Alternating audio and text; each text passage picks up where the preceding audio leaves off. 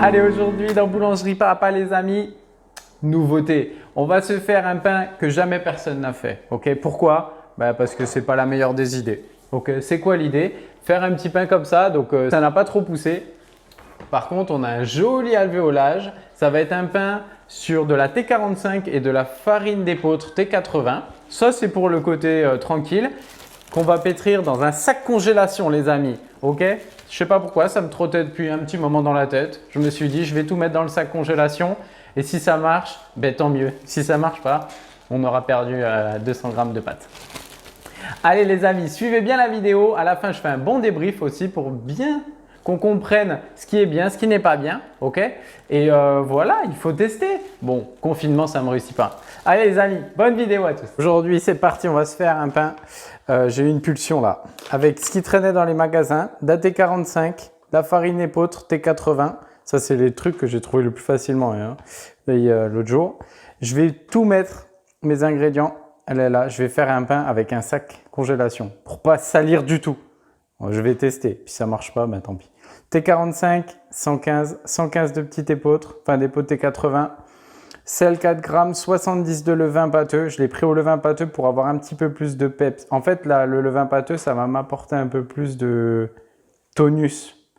Le levain liquide, ça va avoir tendance à assouplir un peu. Le levain pâteux, un peu comme la PF. Un peu. OTB 75, 160. Je pèse tous mes ingrédients. Je mets tout dans le sac congèle. Et on regarde ce que ça va faire. Voilà, c'est des sacs congèle 6 litres que j'ai pris. Je crois que c'est les plus gros que j'ai trouvé. Je vais peser mes ingrédients un par un, bien en petit, tac, tac, et je mets tout dedans. Mon eau, c'est bon, 160. Tous mes ingrédients sont là. J'ai tout mis dedans dans mon sac. J'espère qu'il n'est pas percé, au fait. Je n'ai pas pensé à ça. Je vais mettre tous mes ingrédients.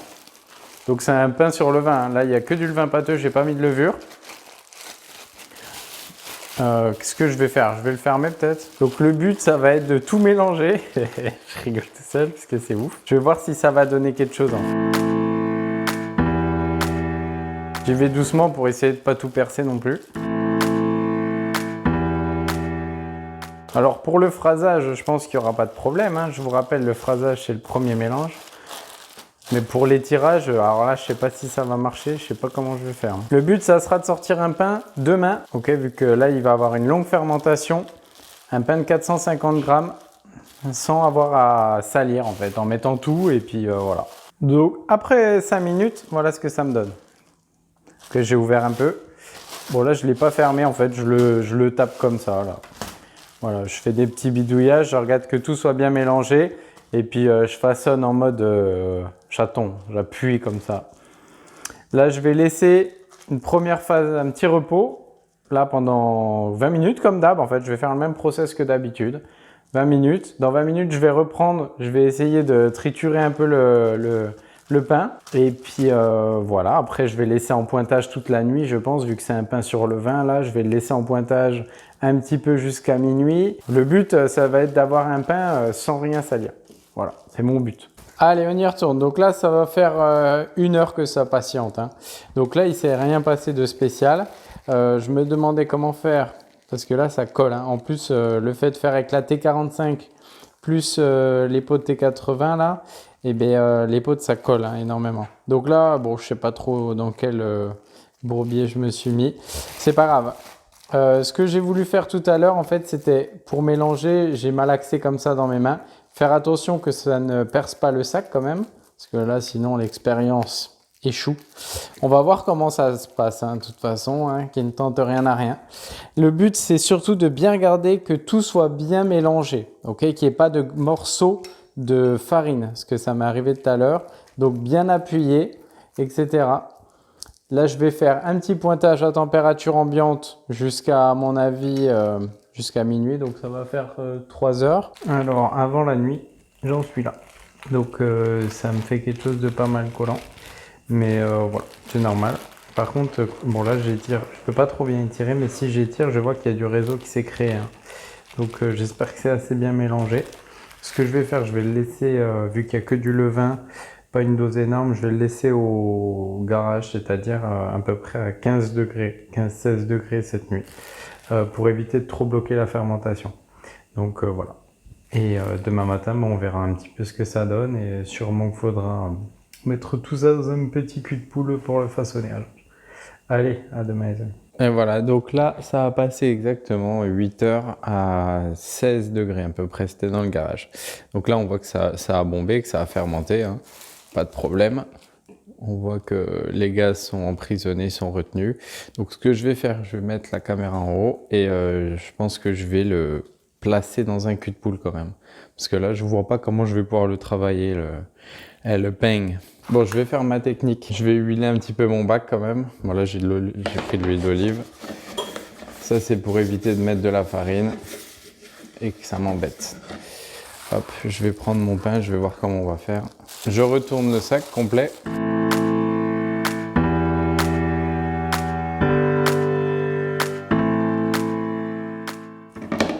Un petit bout de pâte.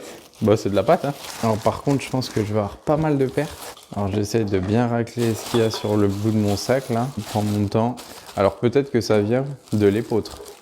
Étant donné que j'ai mis de l'épeautre, c'est une farine qui va être assez collante, hein, quand même. Allez, on va faire un petit check-up de la pâte. Donc, le fait de mettre de l'huile. Bon, bah là, j'ai une pâte, hein. Elle s'est pétrie toute seule. Il n'y a pas énormément de réseau. Ok, mais c'est largement faisable, hein. Donc là, ce que je vais faire, je vais lui donner un rabat quand même. Je vais attendre 30 minutes et dans 30 minutes, je vais façonner. Ok, donc je vais lui donner un bon rabat, ça va lui faire du bien, ça va l'étirer, ça va lui donner du corps. Pour la température, donc là, ce qui est intéressant, c'est qu'en ce moment, c'est des périodes où il fait pas très chaud. Donc on peut se permettre de travailler avec le garage, etc. Les pièces qui sont froides. Là, ma pâte, elle a passé 8 heures à 17 degrés à peu près. Elle est à 17. Donc c'est parfait, hein, c'est les températures qu'on va rechercher, hein. Je fais mon petit rabat pour lui apporter un peu de force. J'ai l'impression que c'est pas tout à fait bien mélangé quand même. Hop.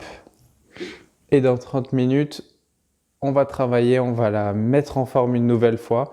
Donc ça, c'est un rabat, hein. Un rabat le lendemain. J'attends 30 minutes minimum.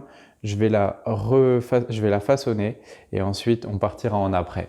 Allez, c'est reparti. Du coup, on y va, on va faire une mise en forme. On va faire une jolie mise en forme et ensuite, on va façonner. Je pense qu'on va se faire un petit pain type banette, là, bout pointu, pour changer un petit peu. On y va, c'est parti. Donc là, elle a plus beaucoup de force, hein. Même si j'ai fait mon rabat, le fait de ne pas l'avoir étiré hier, etc., on voit que c'est pas une pâte qui a beaucoup de force. Ce que je vais faire, je vais la rebouler.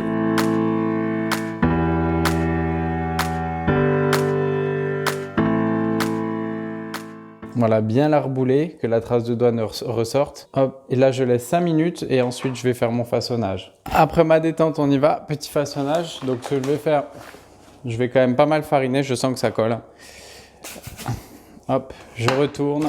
Donc, je sens qu'elle a quand même moins de force que d'habitude, hein. Je sens que c'est plus délicat. Je vais pas chercher quelque chose de trop développé, je pense, parce que là... Ouais, bah là, vous voyez, donc c'est de l'épeautre aussi, hein. Donc là, je la finis à peine de travailler et je vois que ça commence à suinter un petit peu, que ça ne se tient pas. Ma trace de doigt, elle ressort à peine. Donc ça, c'est pas bon signe. Ça, c'est parce que j'ai mis 50% d'épeautre. Je vais faire un tout petit après, un après de 30 minutes et ensuite, je vais passer à la mise au four. Je place en tourne-à-grille à retourner à l'enfournement et je passe à la mise au four dès que mon four est chaud. Allez, on y va pour la mise au four. Donc là, mon pain est tourne-à-grille. La soudure, elle est au-dessus. Donc là, il n'a plus de force, hein. Là, ça fait 40 minutes. Il faut que je me dépêche de le retourner. Je dépose mon pain. Donc là je vois qu'il n'y a plus de force. En fait, je le sens et on le remarque. Ça vient de la farine d'épeautre. Peut-être qu'avec une T80 ou autre chose, ça aurait marché un petit peu. Il y aurait eu un peu plus de force. Mais c'est pas grave. Le but, c'était d'essayer ce fameux pétrissage. Hop, je vais fariner un petit peu. Allez, boule à thé, c'est pas mal, mais c'est pas très précis quand même. Hop, je vais scarifier. Donc pour la scarif, là j'ai trouvé c'est un affûteur de petits couteaux qui me sert de porte-lame, mais on peut la mettre sans, hein. Là, je sais pas, je voulais faire un test encore. Tant qu'à faire des tests, autant faire des tests jusqu'au bout. Je vais mettre 2 coups de lame, tranquille. On peut en mettre 1, 2, voire 3, peut-être 3 petits. Et on passe à la mise au four, comme d'habitude.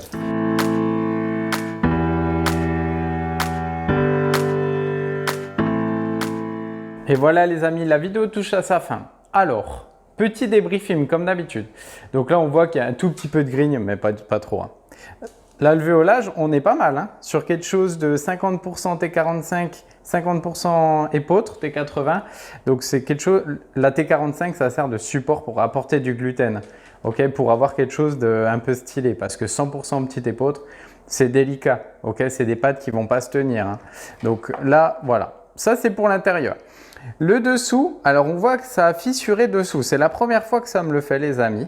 Alors tout simplement, c'est parce que ma pâte elle est un petit peu poreuse. C'est-à-dire que l'effet de l'épeautre, c'est que ma pâte ne va moins retenir les gaz. Et du coup, au lieu de tous sortir par le côté de la scarif, tous sortir vers le haut, et bien les gaz ils partent où ils veulent.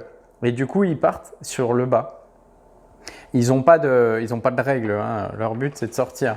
Donc voilà, après la cuisson c'est pas mal, en goût c'est agréable aussi, j'ai goûté une petite tranche. Bon après moi je suis pas trop un fan et tout, un cinglé de l'épeautre. Mais voilà, on a quelque chose de sympa. Hein. Alors pour un pétrissage